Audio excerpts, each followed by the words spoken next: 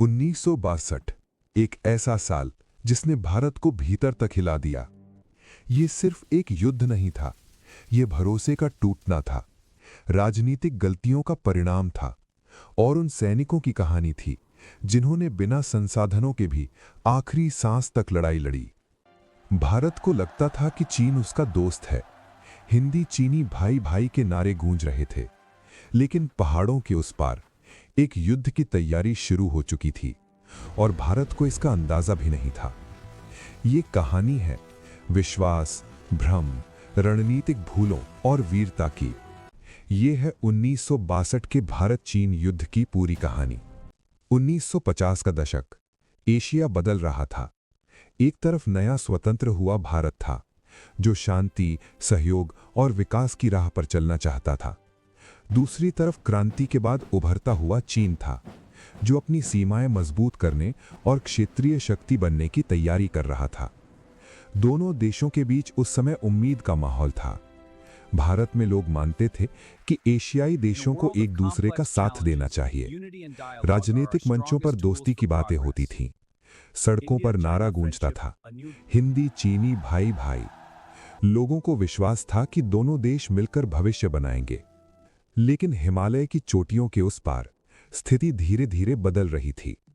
1950 में चीन ने तिब्बत में अपनी सेना भेजी। कुछ ही समय में तिब्बत पर उसका नियंत्रण स्थापित हो गया। ये घटना बेहद महत्वपूर्ण थी क्योंकि तिब्बत पहले भारत और चीन के बीच एक बफर क्षेत्र की तरह था। अब वो खत्म हो चुका था। इसका मतलब था अब दोनों देश सीधे सीमा साझा कर रहे थे। भारत ने इस बदलाव को खतरे की तरह नहीं देखा। उसने कूटनीतिक संतुलन बनाए रखने की कोशिश की, लेकिन चीन इस दौरान सीमा क्षेत्रों में अपनी पकड़ मजबूत कर रहा था। भारत और चीन की सीमा स्पष्ट रूप से तय नहीं थी। ब्रिटिश काल में खींची गई रेखाएं मानचित्रों पर तो मौजूद थीं, लेकिन जमीन पर उनका कोई ठोस चिन्ह नहीं था। पूर्वी क्षेत्र में भारत मैकमोहन लाइन को अपनी सीमा मानता था, लेकिन चीन इसे स्वीकार नहीं करता था। पश्चिम में लद्दाख का इलाका और भी जटिल था। यहाँ कई क्षेत्र ऐसे थे जहाँ न चौकियाँ थीं, न सड़कें, न नियमित निगरानी। यही वे जगहें थीं जहाँ भविष्य का संघर्ष आकार ले रहा था। 1954 में भारत और चीन के बीच पंचशील समझौता हुआ। दोनों देशों ने एक दूसरे की संप्रभुता का सम्मान करने, आक्रमण न करने और शांतिपूर्ण सह अस्तित्व की बात की। भारत में इसे ऐतिहासिक सफलता माना गया। नेतृत्व को विश्वास था कि यह समझौता लंबे समय तक शांति बनाए रखेगा। लेकिन इसी दौरान चीन ने लद्दाख के दूरस्थ इलाकों में सड़क बनानी शुरू कर दी। ये सड़क शिनजियांग को तिब्बत से जोड़ती थी। रणनीतिक रूप से यह बेहद महत्वपूर्ण थी क्योंकि इससे उसकी सेना और रसद तेजी से पहुंच सकती थी। भारत को इसकी जानकारी देर से मिली। जब भारतीय अधिकारियों ने विरोध दर्ज कराया, तब तक सड़क लगभग पूरी हो चुकी थी। ये पहला संकेत था कि सीमा विवाद केवल कूटनीतिक नहीं रहा था, अब वो रणनीतिक चुनौती बन चुका था। 1959 में सीमा पर पहली गंभीर झड़प हुई। भारतीय गश्ती दल पर हमला हुआ और कुछ सैनिक मारे गए। इसी वर्ष तिब्बत में विद्रोह हुआ और दलाई लामा भारत आ गए। चीन ने इसे संदेह की नजर से देखा। दोनों देशों के बीच अविश्वास बढ़ने लगा। अब सीमा सिर्फ नक्शे की रेखा नहीं रही थी, वो राजनीतिक तनाव का केंद्र बन चुकी थी। स्थिति को संभालने के लिए भारत ने सीमा पर अपनी मौजूदगी बढ़ाने का फैसला किया। इसी से जन्म हुआ फॉरवर्ड पॉलिसी का। इसके तहत भारत ने विवादित क्षेत्रों के पास छोटे छोटे सैन्य पोस्ट बनाना शुरू किया। उद्देश्य था अपनी सीमा का दावा मजबूत करना और चीन को आगे बढ़ने से रोकना। लेकिन जमीन पर हालात कठिन थे। कई पोस्ट ऊंचे पहाड़ों पर थीं, सप्लाई पहुंचाना मुश्किल था। सैनिकों के पास सीमित हथियार थे, सर्दियों के कपड़े तक पर्याप्त नहीं थे। फिर भी आदेश था, पोस्ट बनाए रखो। चीन ने सीधे हमला नहीं किया, उसने अलग रणनीति अपनाई। वो भारतीय पोस्टों को घेरता, उनकी सप्लाई रोकता और मनोवैज्ञानिक दबाव बनाता। उसकी सेना बेहतर सुसज्जित थी, पीपल्स लिबरेशन आर्मी, पहाड़ी युद्ध में प्रशिक्षित और योजनाबद्ध तरीके से आगे बढ़ रही थी। भारत स्थिति समझ रहा था, लेकिन पूरी तैयारी नहीं कर पा रहा था। 1962 की शुरुआत तक सीमा पर तनाव चरम पर था। गश्ती दल आमने सामने आ रहे थे, चेतावनी संदेश दिए जा रहे थे। दोनों पक्ष अपनी अपनी स्थिति मजबूत कर रहे थे, लेकिन भारत में अब भी उम्मीद थी कि युद्ध नहीं होगा। नेतृत्व को विश्वास था कि बातचीत से समाधान निकल आएगा। देश की जनता भी यही मानती थी कि ये तनाव अस्थायी है, लेकिन इतिहास चुपचाप अपना रास्ता बना रहा था। 20 अक्टूबर 1962। हिमालय की ऊंचाइयों पर ठंडी सुबह थी। सैनिक अपनी चौकियों पर तैनात थे। कुछ जगह बर्फ गिर रही थी और तभी अचानक कई मोर्चों पर गोलियों की आवाज गूंजी। चीन ने एक साथ हमला शुरू कर दिया। तोपें गरजी, मशीन गनें चलीं और सीमा की खामोशी युद्ध में बदल गई। भारतीय पोस्ट अलग थलग पड़ गईं। संचार टूटने लगा। मदद दूर थी, लेकिन सैनिक पीछे नहीं हटे। यहीं से शुरू हुई 1962 के युद्ध की असली कहानी। 20 अक्टूबर 1962 की सुबह का हमला कोई अचानक भड़की झड़प नहीं था। ये एक योजनाबद्ध सैन्य अभियान था। चीनी सेना ने एक साथ 2 दिशाओं से आक्रमण किया, लद्दाख के पश्चिमी क्षेत्र से और पूर्व में उस इलाके से जिसे आज अरुणाचल प्रदेश कहा जाता है।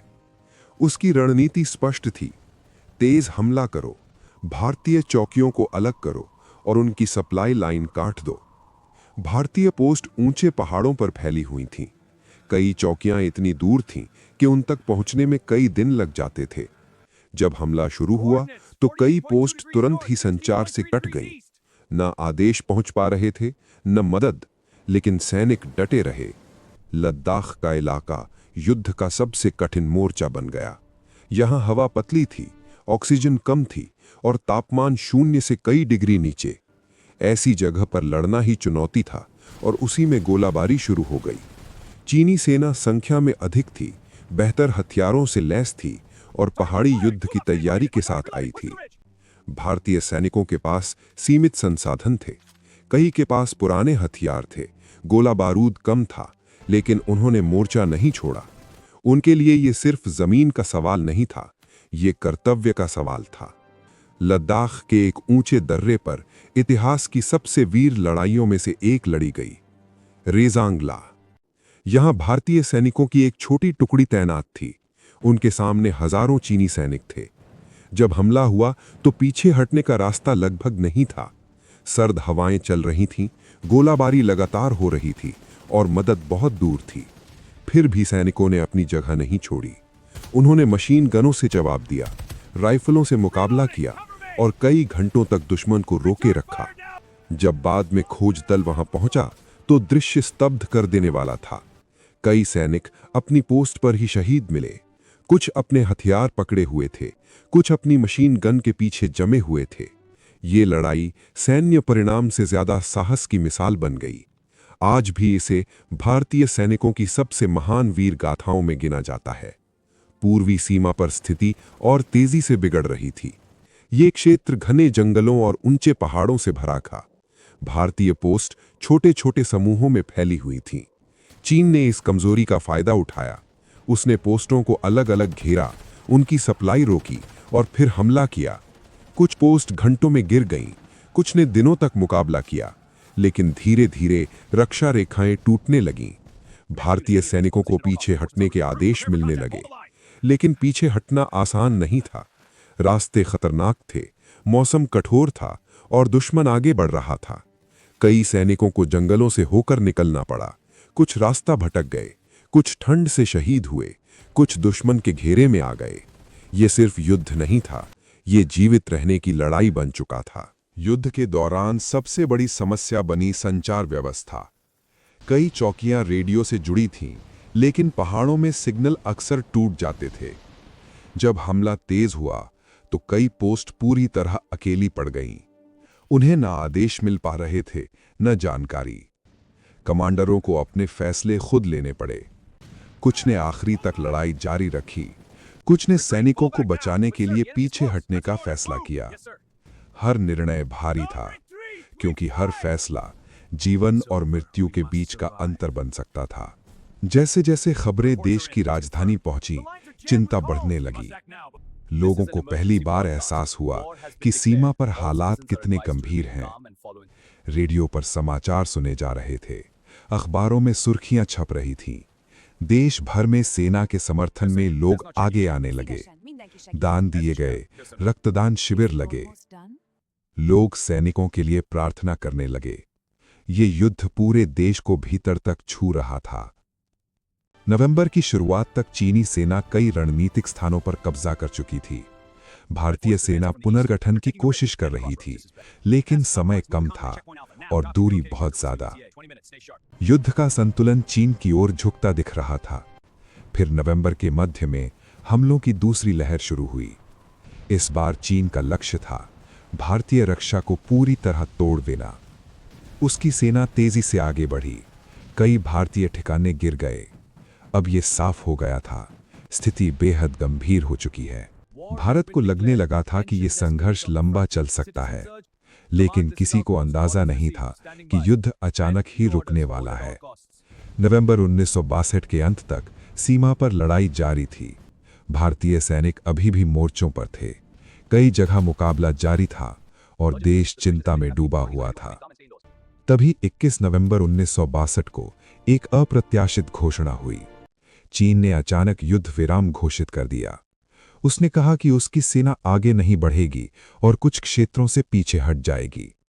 ये फैसला उतना ही अचानक था जितना उसका हमला। भारत में लोग हैरान थे, सेना भी चकित थी, क्योंकि उस समय तक युद्ध का रुख चीन के पक्ष में था। फिर भी उसने लड़ाई रोक दी।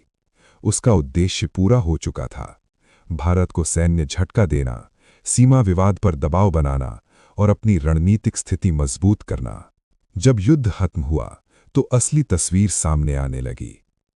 हजारों भारतीय सैनिक शहीद हुए थे, कई घायल थे, कई बंदी बनाए गए थे। देश के लिए यह सिर्फ सैन्य हार नहीं थी, ये भावनात्मक झटका था, क्योंकि जिस देश को मित्र माना गया था उसी ने हमला किया था। ये भरोसे का टूटना था। दिल्ली में राजनीतिक हलचल बढ़ने लगी। लोग सवाल पूछ रहे थे, क्या खतरे का सही आकलन हुआ था? क्या सेना तैयार थी? क्या फैसले सही समय पर लिए गए थे? उस समय देश का नेतृत्व कर रहे थे जवाहरलाल नेहरू। उनकी नीति शांति और कूटनीति पर आधारित थी। लेकिन 1962 ने दिखा दिया कि आदर्शों के साथ साथ सुरक्षा की ठोस तैयारी भी जरूरी होती है। यह युद्ध भारत की विदेश और रक्षा नीति के लिए एक बड़ा मोड़ बन गया। युद्ध के बाद जब रिपोर्ट सामने आईं तो सेना की वास्तविक स्थिति भी स्पष्ट हुई।